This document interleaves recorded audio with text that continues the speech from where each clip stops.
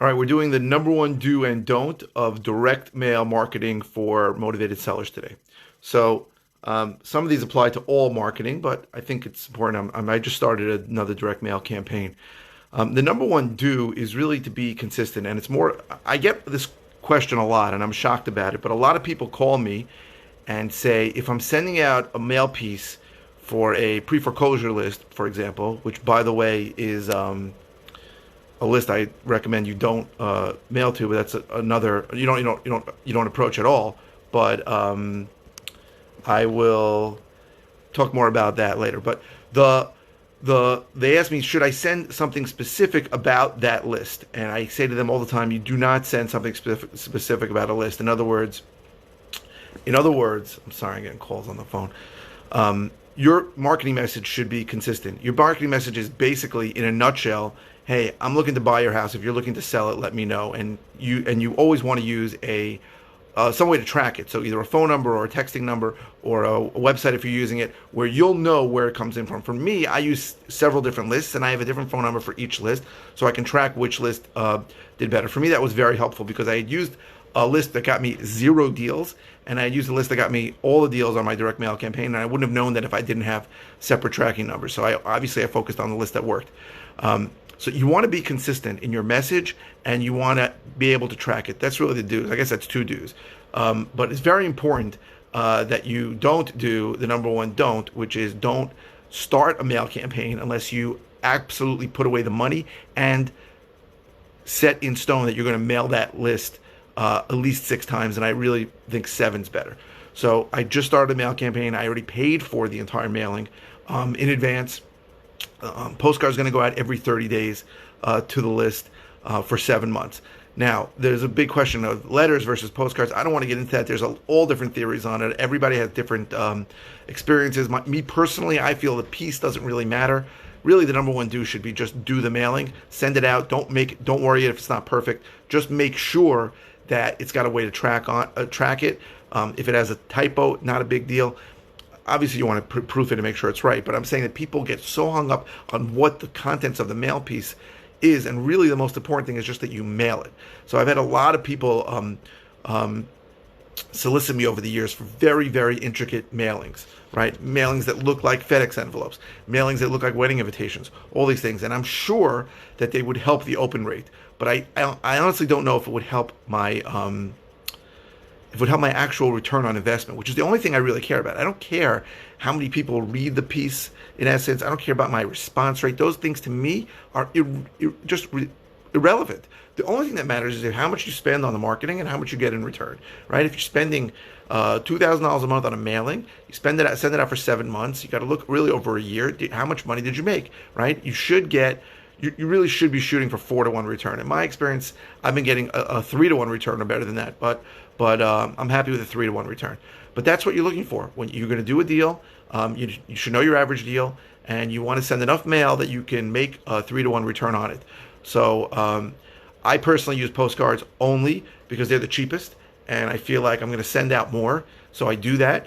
And I don't think I don't know. Listen, I don't know if I sent out letters all those years. If one guy or some guys or 20 guys, 20 people would have opened up the letter that threw out my postcard, it's possible. But I really believe the best mail piece is anything that you actually send. For a lot of people, they never do mail, right? And the truth is, mail is expensive, right? I'm mailing now a much more targeted list, really, that I had stacked with multiple lists, and I found people that were on properties that were on multiple pain point lists, and I'm mailing that list. It's a smaller mailing, but I'm sending them all postcards, similar postcards, almost all the same postcards. Almost doesn't matter. Really doesn't matter. What matters is that it goes out to them multiple times. I've spoken to, and I'm guilty of this, a lot of people who will send out mail once and say, hey, it didn't work, or I got a couple leads, but they weren't great.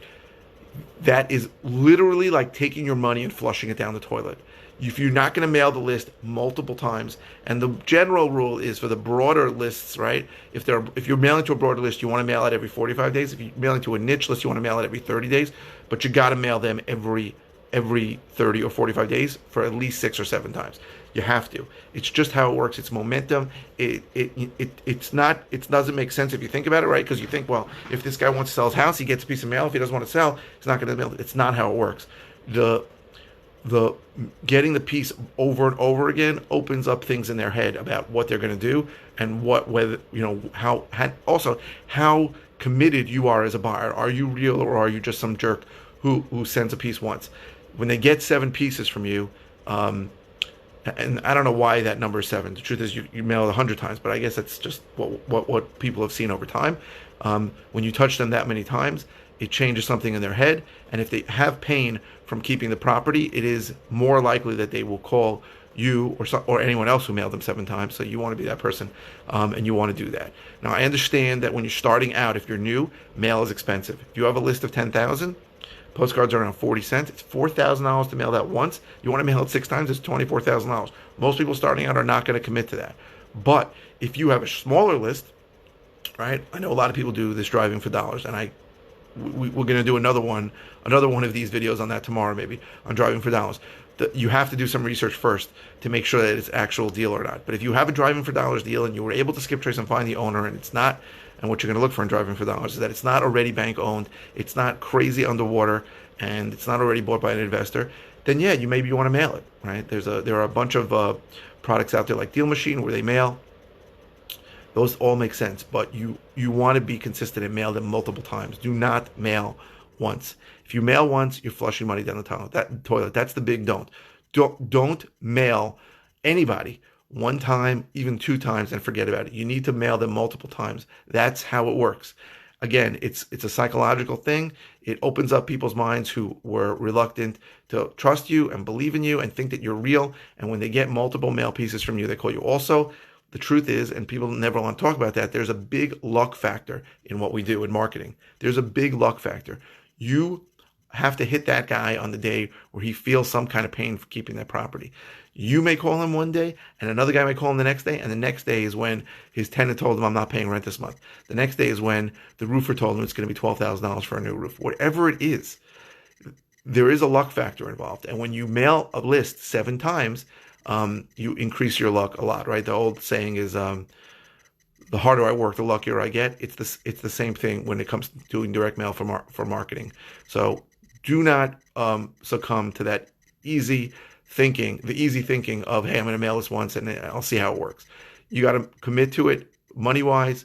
If you're doing mailing yourself, time wise, but you got to do it 6 or 7 times to know if that list works, to know if that mailing has worked.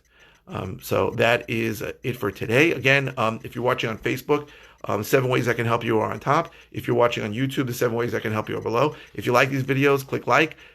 Please share them. Any comments you have or any requests for new videos or topics that you want me to do, I answer them. All comments get responded to, I think, pretty quickly. I want to thank you for watching. And again, any requests you have for anything, number 1, do or don't, or any just discussion of any topic, I'm happy to accommodate. So thank you very much. Have a great day.